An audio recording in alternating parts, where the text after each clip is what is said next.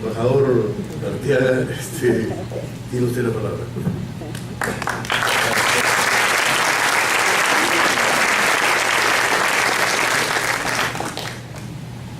Yo no tomo mate en las esquinas, pero tomamos mate con Chachi todos los sábados de mañana, en la librería El Virrey, eso sí.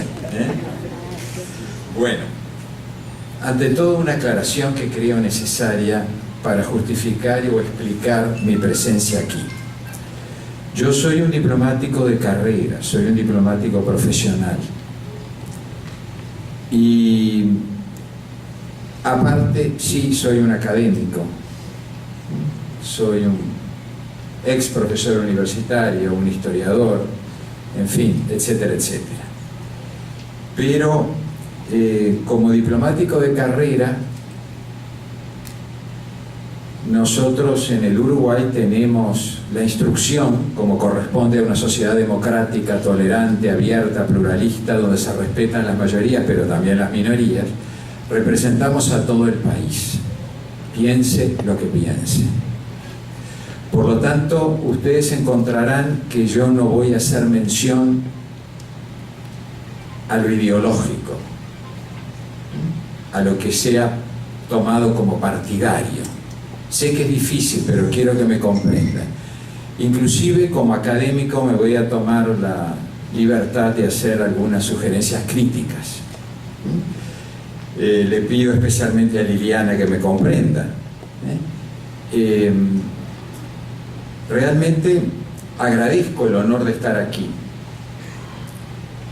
Agradezco el honor de compartir esto con ustedes. Este acto, sin duda, también para mí fue un recuerdo imperecedero en mi estadía aquí, el haber conocido a Javier y el haberlo tratado. Pero vamos a separar lo personal de lo intelectual. En primer lugar, esta obra que presentamos hoy, que sin duda es una obra muy interesante, importante, un aporte fundamental, que sin duda a todos nos clarifica mucho el pensamiento de Javier, sin duda, sin duda. Javier, para analizar esta obra y estos textos de él, hay que entender que ante todo Javier era un político. Un político, es decir, un hombre que llevaba en su cabeza, en su pensamiento, la idea de la polis, de la sociedad peruana, con su proyecto, su propuesta. Había digamos, lógicamente hay una evolución en Javier también, porque Javier era un hombre de su tiempo. Él nace a la vida política prácticamente cuando, bueno, éramos más o menos contemporáneos, ¿no? Es decir, que me siento en eso identificado en el sentido de que vivimos la misma época. Él nace con una América Latina muy distinta a la actual, lleno de dictaduras militares o de oligarquías familiares, caso de América Central, ¿verdad? República Dominicana con los Trujillo, Nicaragua con los Somoza, ¿verdad? Lleno de golpes de Estado. Y en un momento en que el Uruguay por décadas vivía una democracia muy estable.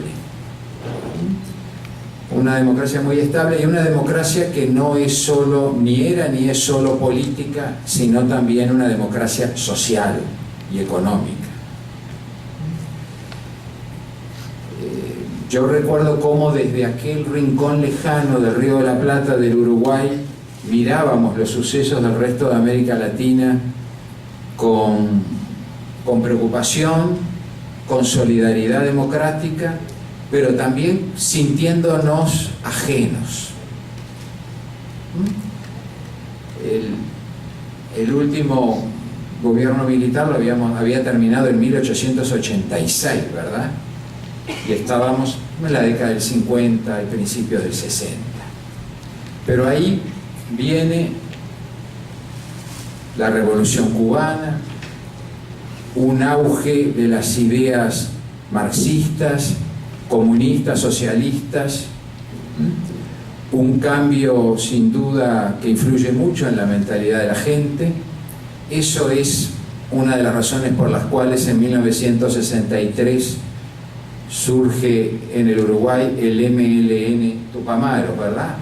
Fundado por Raúl Sendic, del quien tú acabas de hablar, y cuyo hijo hoy, Raúl Sendic, es el vicepresidente de la República.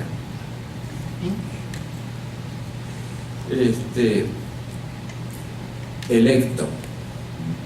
Bueno, para el Uruguay fue muy extraño esa opción por la lucha armada. Fue muy extraño. Una opción por la lucha armada en el Uruguay. No estaba dentro de la naturaleza nacional, digamos. Pero bueno, eso es otra historia. Javier va desde esas épocas, digamos, iniciáticas de los cambios en América Latina, algunos cambios para bien, otros cambios para mal,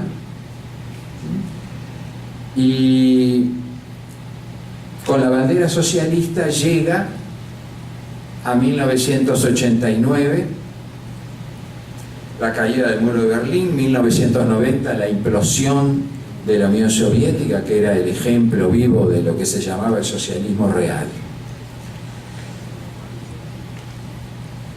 Es decir, que para analizar esta obra de Javier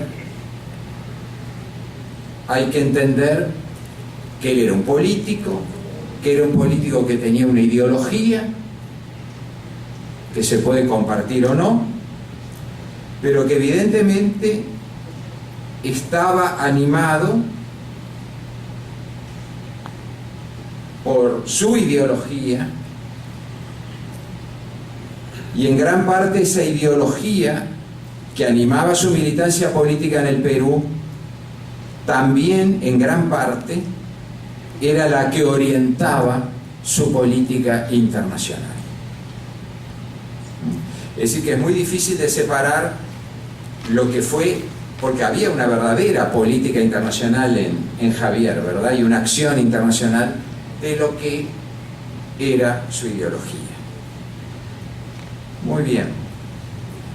De alguna manera, ese militar las rutas de América Latina, y no solo de América Latina, también de Estados Unidos, como hay un ilustrador capítulo, ¿verdad?, de Coletta Youngers, recordando a Javier en el Capitolio, muy interesante también, en Estados Unidos, en Europa, militando, haciendo llegar sus ideas sobre el Perú y también sobre América Latina. Y ahí debemos destacar de que en este mundo global, que ya existía, la globalización, nos daríamos cuenta o no, ahora es más evidente por las nuevas tecnologías, Javier fue un adelantado, de alguna manera, en insertarse en ese mundo global, o en utilizar los caminos de comunicación de ese mundo global para expresar su ideología, para expresar principios también, ya veremos, que superaban a su propia ideología, y para expresar lo que él consideraba esa solidaridad.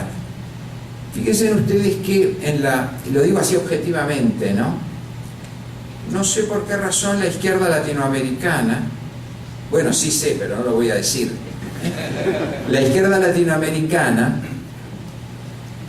ha defendido siempre y ha batallado por una integración política, y ha considerado que la integración económica y comercial es obra del capitalismo. ¿Por qué? ¿Por qué se dieron ese campo? ¿Por qué no hubo propuestas? Es decir, ¿o por qué la critican lo que no pueden hacer? Porque no puede haber integración latinoamericana sin el pilar político, la voluntad política, pero si no hay una integración económica.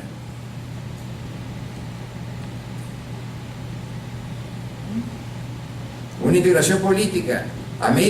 Lo que América Latina necesita es formar un gran bloque económico que pese con su independencia y su autonomía, que pese en un mundo que es un mundo de bloques o de grandes potencias, pero cada vez más de bloques. Si en algo está en deuda América Latina todavía, evidentemente, porque hablamos todos los días de la integración, pero no logramos concretarla, es que no hemos logrado hacer un proyecto compartible de integración económica y comercial como hay que hacer para que realmente seamos importantes, América Latina, en el mundo global de hoy. Y ese es un desafío para todos los pueblos, pero para las izquierdas, que hoy día, también lo digo objetivamente, tienen un peso mucho más importante en los gobiernos de América Latina que lo que tenían en la década del 60, del 70, del 80, inclusive del 90.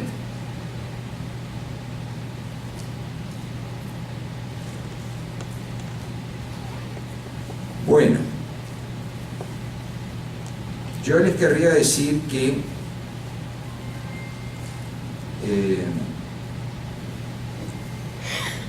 hay un punto, digamos, que en esta presentación de sus trabajos merecería mayor destaque. Me llamó la atención no encontrarlo como un subtítulo, que es la lucha por los derechos humanos. Cuando,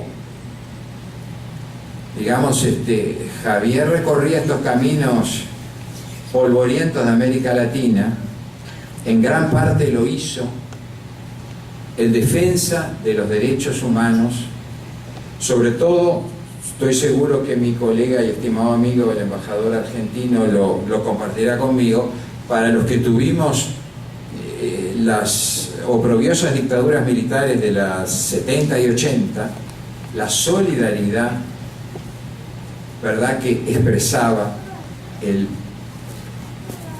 Javier, la lucha que después lo hizo por el Perú en la década del 90 también, ¿verdad?, la lucha por la democracia.